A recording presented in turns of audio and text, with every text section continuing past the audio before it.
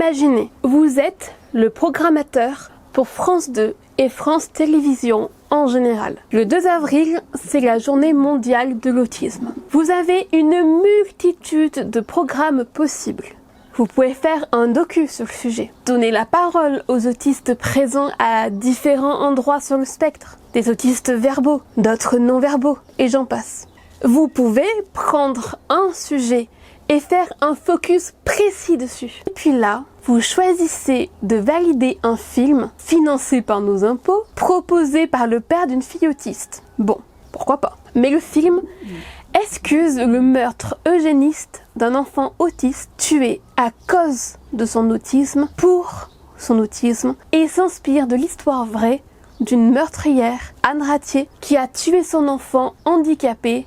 Elle l'a tué parce que handicapé et que ce dernier ne l'aimait pas, dit la mère. Et bon 2 avril surtout.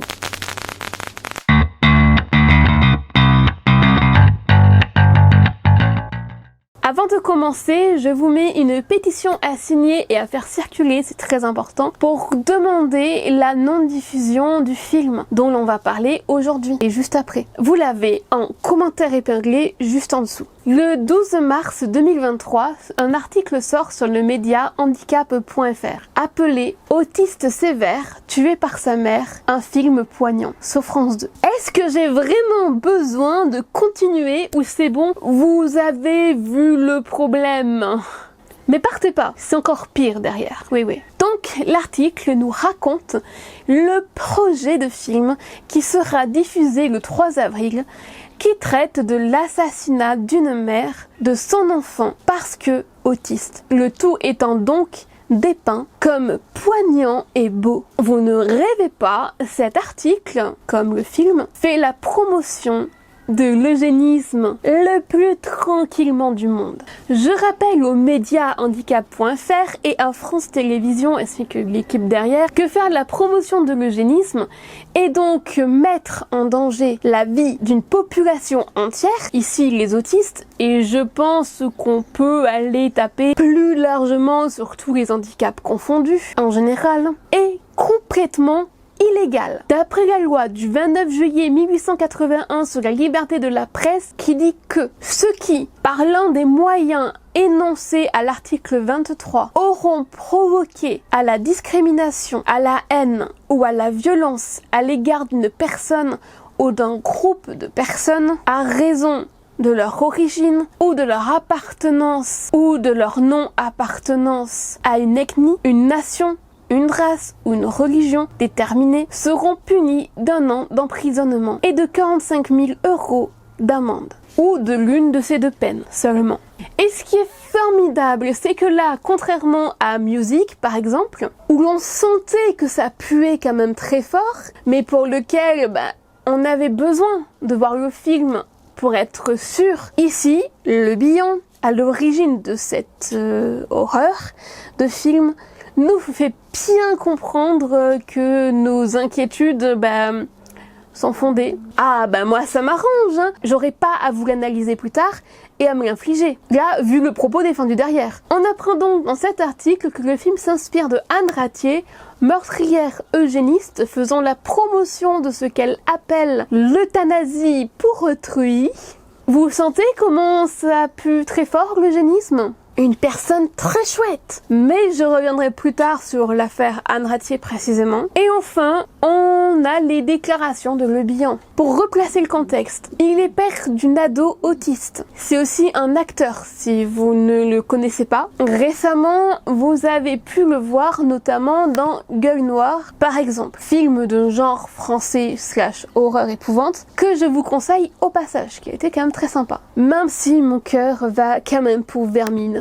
Je t'aime, Vermine. Bref, et dans l'article, le principal intéressé nous sort des horreurs. Étant père d'une ado autiste, ce film a énormément remué des choses personnellement, mais je crois que quelque part c'était le but. Ma fille a fait beaucoup de progrès, mais elle reste différente. Donc, on se pose toujours plein de questions. Quelle prise en charge? Comment fera-t-elle quand je ne serai plus là? Nous dit-il. Alors que pour la énième fois, ta fille ne se résume pas à son autisme en fait.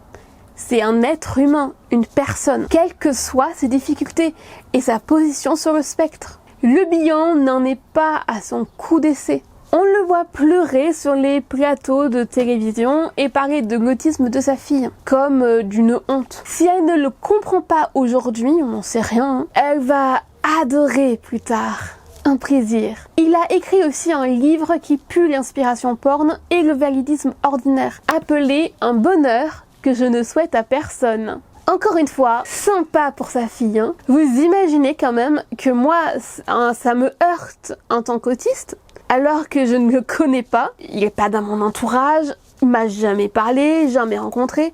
Alors imaginez pour sa fille autiste qui vit avec lui au quotidien. Il la balade partout aussi, comme un petit chien, sur les plateaux de tournage. Quotidien qui serait déjà difficile en fait pour un enfant neurotypique. Alors autant dire que pour un enfant autiste, c'est limite. Et laisse entendre très souvent que sa fille surcompense son autisme. Et tu sais ce qui se passe dans ces cas-là? À 20 ans, elle va exploser et faire un burn-out autistique ou une énorme dépression. Beaucoup d'autistes, obligés de surcompenser leur autisme, vivent cette période-là. Et pour être passé par là personnellement, je ne le souhaite à personne. Personnellement, ça a failli littéralement me coûter la vie en fait. Mais on en reparle également après de tout ça. Il était également auteur d'un film que j'ai pointé du doigt il y a 4 ans sur ma chaîne. La vidéo est toujours disponible, même si elle a beaucoup vieilli. Également rempli de validisme et de clichés sur le sujet. Et là,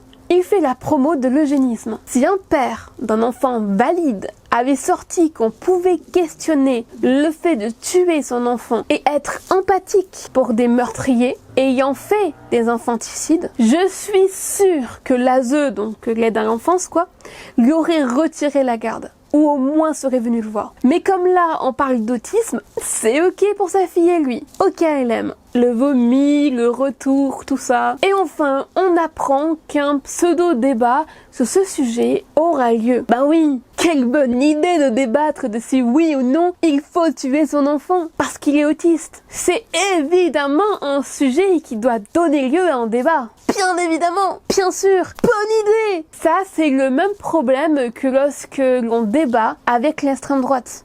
Ça rend acceptable l'idée que oui, ça se discute. On appelle ce procédé la fenêtre d'Overton ou d'Overton. Je sais pas comment ça se prononce. C'est-à-dire, comme ici, c'est rendre pensable, acceptable une idée que la société aurait considérée impensable auparavant. Ici, le meurtre d'enfants handicapés, qui devient pensable, débattable, banalisé, depuis surtout un narrative. C'est aussi ce que fait ce film. Et ça fait que nous sommes dans une société pro-eugéniste aujourd'hui. Et l'on rajoute en plus de ça le contexte politique actuel. Macron qui s'attaque à l'ALD. Et donc aux conditions de vie déjà médiocres des personnes handicapées de France. L'ALD, c'est l'affection longue durée. Ça permet de rembourser en fait des soins pour des handicaps et maladies lourdes. S'attaquer à ça, c'est réduire la durée de vie des personnes trop pauvres pour payer les soins. Comme aux USA en fait. T'as pas d'argent? Eh ben tant pis, tu crèves. L'absence de prise en compte du Covid-19, toujours présent qui tue toujours des gens, ou rend handicapés, toujours en masse. Rappel de porter votre masque dans les lieux clos, c'est toujours valable.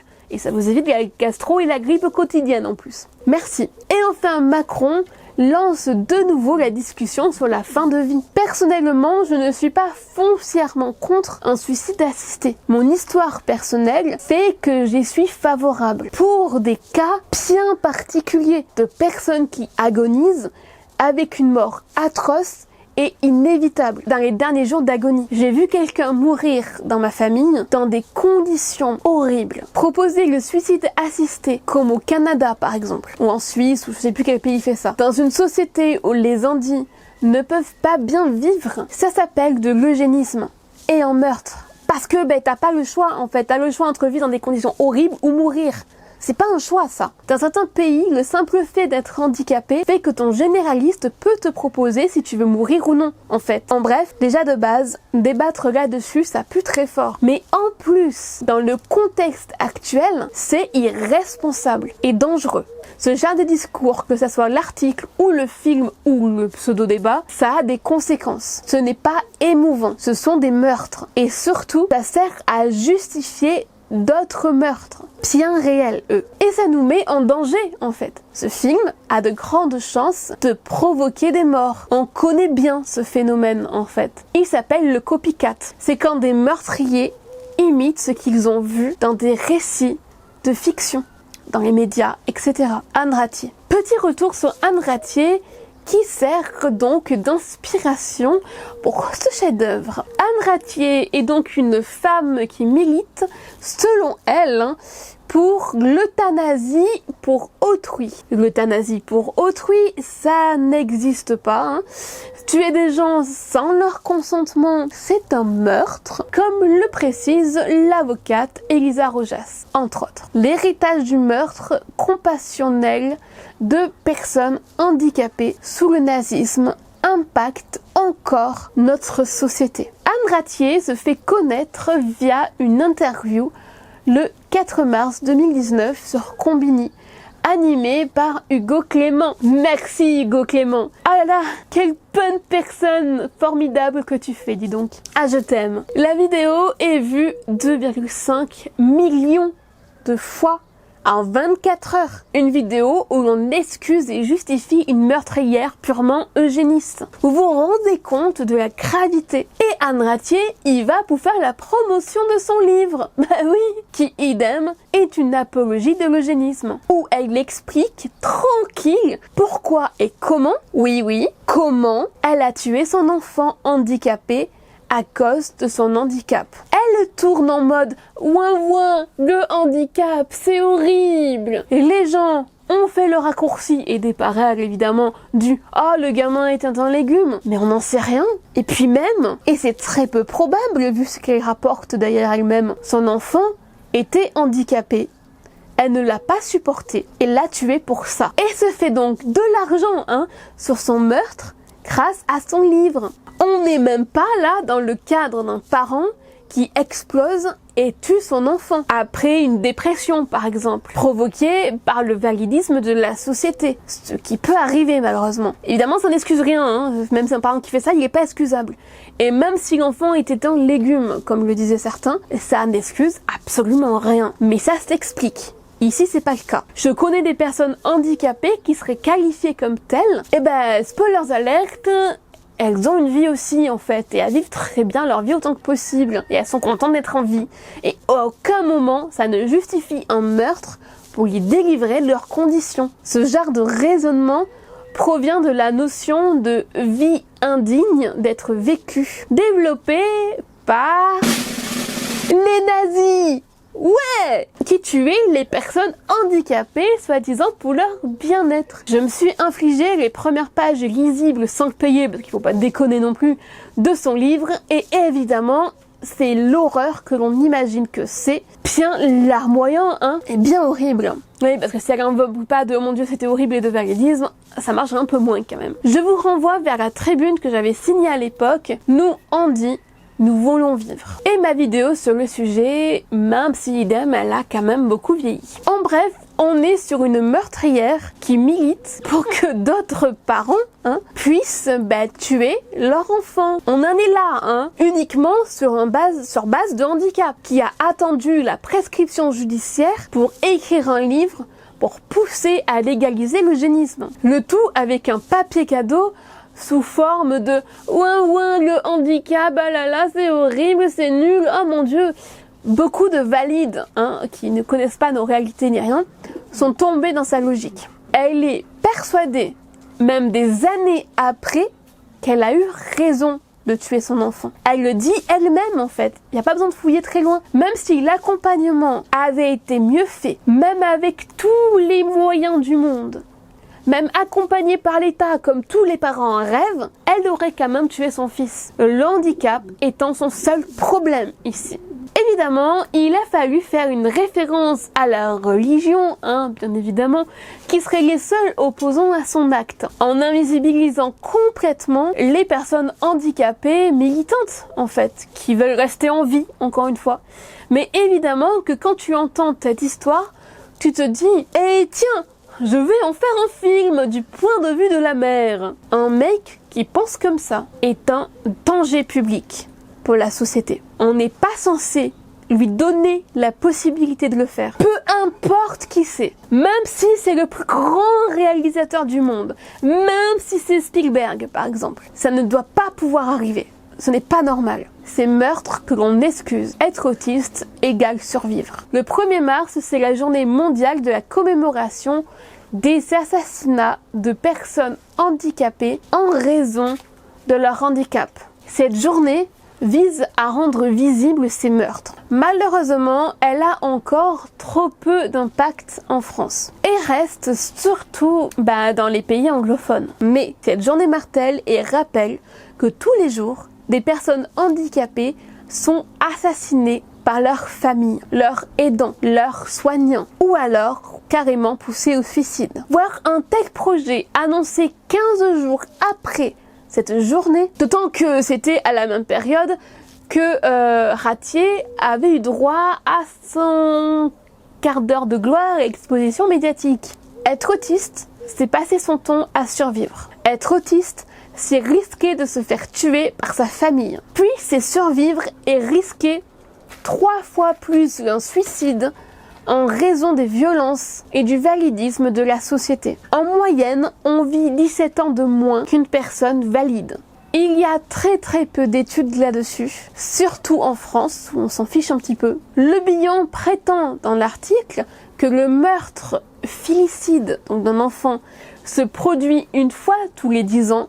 C'est faux! C'est entièrement faux! Le site web de la journée du 1er mars nommé Disability Memorial, en anglais toujours magnifique en sauté, le montre bien. Le 13 octobre 2023, on apprend grâce à ce site l'assassinat d'un garçon autiste. Il y en a eu un second le lendemain. On note également que le sujet central du film, c'est la meurtrière et son avocat, pas l'enfant. L'enfant n'est toujours pas une personne, juste un objet de soin.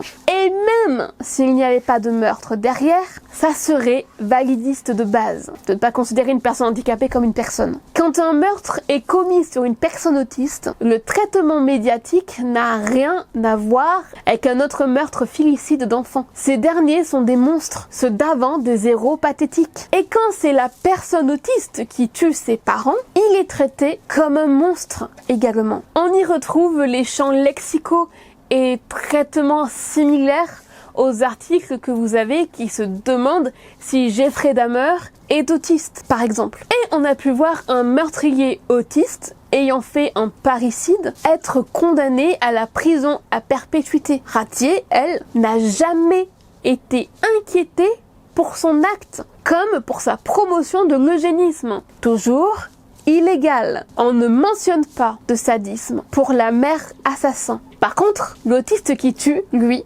il y a droit. C'est un psychopathe, sans émotion. Et lui, jamais on ne l'excuse. Jamais on prend en compte le vécu que nous avons en tant qu'autistes. Et les maltraitances parentales très nombreuses et récurrentes. Il n'a absolument pas le droit à des excuses. Par contre, le parent assassin, lui, si. Et on le plaint. Ratier a laissé agoniser pendant 3 jours son fils sans le nourrir ni lui donner à boire. Raconte comment elle entendait ses râles d'agonie. Je sais pas si vous voyez le tableau là, à quel point c'est horrible. Mais non. Elle n'est pas sadique. Ni cruelle, bien évidemment. C'est pas non plus une meurtrière. Et évidemment, tout ça provient de l'idéologie eugéniste et validiste de notre société. Je rappelle que l'on ne choisit pas si notre enfant est valide ou handicapé à sa naissance. Vous ne pouvez pas le savoir. Dans notre société, les personnes handicapées et ici autistes sont des survivantes. Je remercie très fort Amélie Stang Valgren, et j'espère que je prononce bien, je suis désolée si je t'écorche ton nom, qui m'a aidé pour l'écriture de cette vidéo et a apporté des relectures et corrections scientifiques en plus. Elle est également l'autrice de la pétition que vous trouverez toujours pareil en bas et que je vous recommande très vivement de signer. Et moi je vous dis à la prochaine, ciao!